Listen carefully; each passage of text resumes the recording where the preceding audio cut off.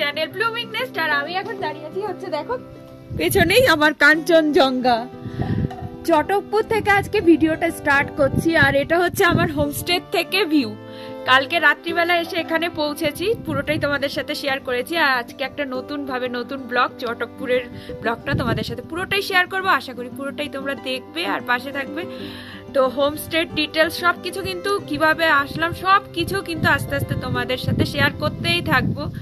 এই রকম প্রকৃতির মাঝখানে এসে বুঝতেই পারছো ঠান্ডা কিন্তু প্রচন্ড এখানে, কিন্তু চোখের সামনে যখন এরকম কাঞ্চনজঙ্ঘা দেখা যায় মনটা এমনিই ভালো হয়ে যায়, তাই না বন্ধুরা বলো? বেশ সুন্দর ঝকঝকে রোদ উঠেছে। তো চলো ব্লগটা কন্টিনিউ করা যাক। সকাল থেকে এখন যাবো হচ্ছে ব্রেকফাস্ট করতে, তো তারপরে হচ্ছে একটু ঘুরতে যাব। তো চলো।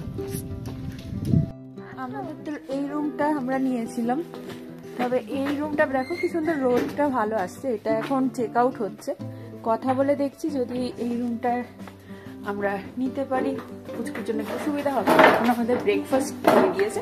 চল ব্রেকফাস্টে কি আছে একবার তোমাদের সাথে শেয়ার করে দেবো।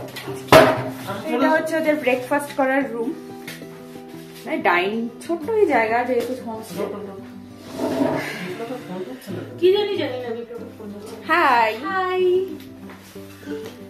তো আলু পরোটা আর তার সাথে একটা আলুর তরকারি মতো। জেনারেলি আমরা কিন্তু আলু পরোটার সাথে এরকম আলুর তরকারি খাই না, মানে আলু পরোটা যেমন হয় আর কি, শুধু শুধু খেতেই ভালো লাগে। কিন্তু এখানে আবার দেখছি আলু পরোটার সাথে এরকম একটা আলুর তরকারি দিয়েছে। সকালবেলা দু পোস্ত চা দিয়ে মানে আমাদের ডিমান্ডে দেওয়া হয়ে গেছে। আর এত ঠান্ডা, বারবার করে হোমস্টেতে বলা হচ্ছে চায়ের জন্য। আর সত্যি কথা বলতে এত ভালো, যতবার আমরা যাই আবদার করছি না কেন সঙ্গে সঙ্গে এনে মুখের সামনে হাজির হয়ে যাচ্ছে। তো আমাদের হোমস্টে ডিটেলসটা কিন্তু তোমাদের সাথে আগের ব্লগে শেয়ার করেছি, তবে আবার আজ এই ব্লগেও কিন্তু আমি তোমাদের সাথে ডিটেলসটা আরও একবার শেয়ার করে দিলাম। ছোট্ট সিমসাম একটা হোমস্টে, কিন্তু এত সুন্দর ভিউ। আরেকটা জিনিস, এই যে রুমটা চেঞ্জ করে পরের যে রুমটা আসলাম, সকালবেলা ঘুম থেকে উঠেই কিন্তু এই রুমের থেকে কাঞ্চনজঙ্ঘা দেখা গেছে। পাহাড়ে এসে পুচকুরে এই বাড়তি পাওনা হচ্ছে এই ডোডো, মানে যতক্ষণ ও ছিল মোটামুটি আমার মেয়ে ততক্ষণ ওর পেছন পেছন ঘুরে বেড়াচ্ছে। এত ভালো লাগে এই পাহাড়ি কুকুরগুলোকে। আর পুচকুর সাথে দেখেছো কি সুন্দর খেলতেও লেগে গেছে। ওই বলে না পেটসরা বাচ্চাদেরকে খুব ভালোবাসে, সত্যি কথা বলতেই সেটা। আর দেখো ব্রেকফাস্ট করেই আমরা বেরিয়ে পড়েছি হচ্ছে একটু ঘোরাঘুরির উদ্দেশ্যে। তোমাদেরকে বললাম না যে একটু করে ঘুরতে বেরোবো। যদিও এখানে এসে ঘোরার পুরোটাই ঘোরার জায়গা, দেখতেই পাচ্ছ যেখানে যাবে সেখান থেকেই এরকম সুন্দর সুন্দর ভিউজ পাওয়া যাচ্ছে। তাও এখানে একটা ওয়াচ টাওয়ার আছে, সেখান থেকে নাকি আরও সুন্দর ভিউ পাওয়া যায়, সেখানেই যাওয়া আর তোমাদেরকেও নিয়ে যাওয়া সঙ্গে করে। যেতে যেতে রাস্তায় কিছু হোমস্টে পড়ে, সেগুলোর ডিটেলস আমি তোমাদের সাথে শেয়ার করতে করতে যাব। কি সুন্দর রোদ উঠেছে দেখতে পাচ্ছ, কিন্তু প্রচন্ড ঠান্ডাও আছে। তো এখানে শুনছিলাম হচ্ছে অক্টোবর নভেম্বর এই টাইমটা হচ্ছে এখানে আসার জন্য পারফেক্ট টাইমিং, মানে ট্যুরিস্টরা জেনারেলি এই টাইমেই আসে। এই ডিসেম্বর জানুয়ারির দিকটা ঠান্ডাটা বেশি থাকে, হাঁপিয়ে গেছি। আর হচ্ছে এরপরে জুন জুলাই মানে যখন মনসুন টাইমে পুরো নাকি 3 মাস বন্ধ থাকে, তখন কোনো গাড়ি ফাড়ি কিছুই পাওয়া যায় না। আর এখন আমরা হচ্ছে যাচ্ছি ভিউ পয়েন্টের উদ্দেশ্যে, আর তোমাদেরকেও নিয়ে যাচ্ছি। রাস্তার সৌন্দর্য তো না এসে দেখলে চোখ শুধু মানে ভাষায় বর্ণনা করা যায় না, সেটা তো বুঝতেই পারছো।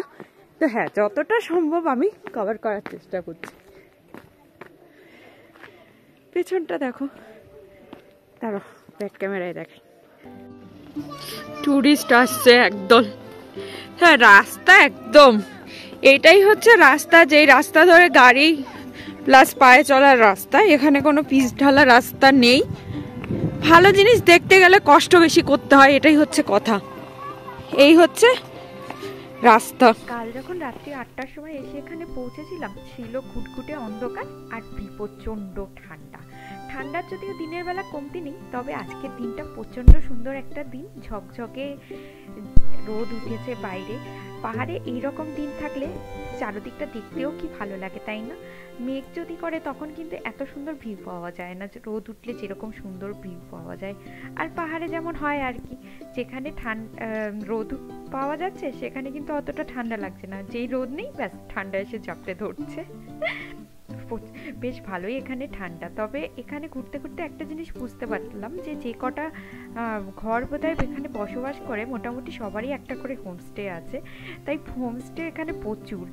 আর এখানকার লোকেদের সাথে কথা বলে জানতেও পারলাম যে জেনারেলি এরা হচ্ছে চাষবাস করে আর মোটামুটি হোমস্টের বিজনেস করে, কেননা এখান থেকে সোনাদা হেঁটে ওদের যেতেই নাকি 1 ঘন্টা টাইম লাগে আর ফিরতে 2 ঘন্টা টাইম লাগে। স্কুল কলেজ সব কিছুর জন্যই এখান থেকে যেতে হয় ওদেরকে সোনাদাতে, আর বাজার হাট সব কিছুই মোটামুটি সোনাদাতেই পাওয়া যায়। আর গাড়ি তো সবসময় অ্যাভেলেবেল থাকে না, তাই ওরা যখন মানে সোনাদা যায় হেঁটে আবার ফিরেও আসে হেঁটে। যে হোমস্টেতে আসছি ওখানকার যে যারা 3 মালিক তাদের 3টে মেয়ে আছে, 3টে মেয়েই কিন্তু পড়াশোনা করে সোনাদার একটা স্কুলে।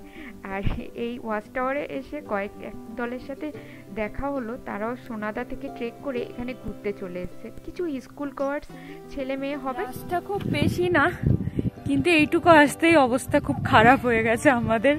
তবে কি দেখতে এসছি এত কষ্ট করে সেটা তো দেখাতেই হবে।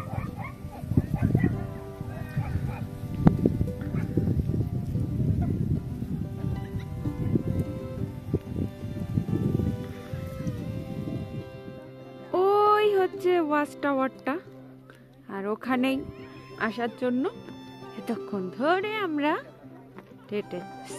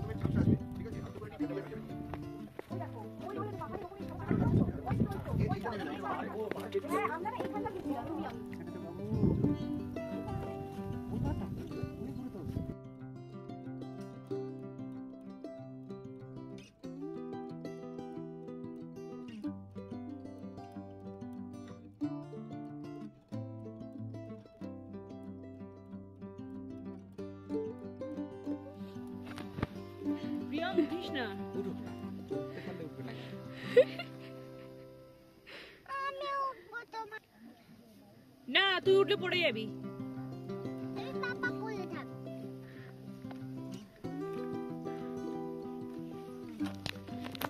Very good, very good. একটা ফটো তুলে দে। হ্যাঁ তুলে দিচ্ছি।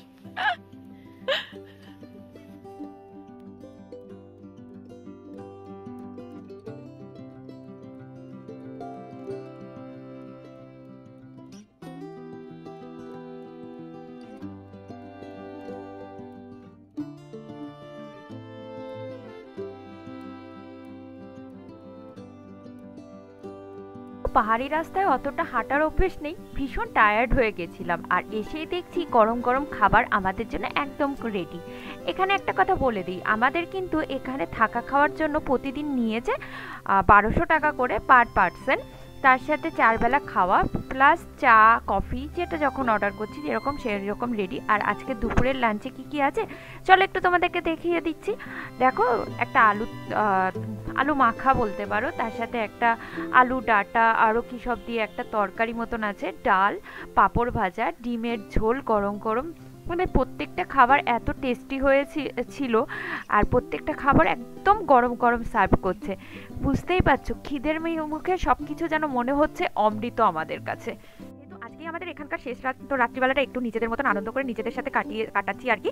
তোমাদেরকে একটা কথা বলে রাখি, এখানে কিন্তু কোনো নেটওয়ার্কই কাজ করছে না। কোনো একটা সার্টেন প্লেসে গেলে হয়তো একটু জিওর নেটওয়ার্ক যদিও বা কাজ করছে, এয়ারটেলের নেটওয়ার্ক কিন্তু একদমই আসছে না। কিন্তু এই প্রকৃতির কোলে নেটওয়ার্কবিহীন খুব সুন্দর একটা সময় আমরা কাটাচ্ছি।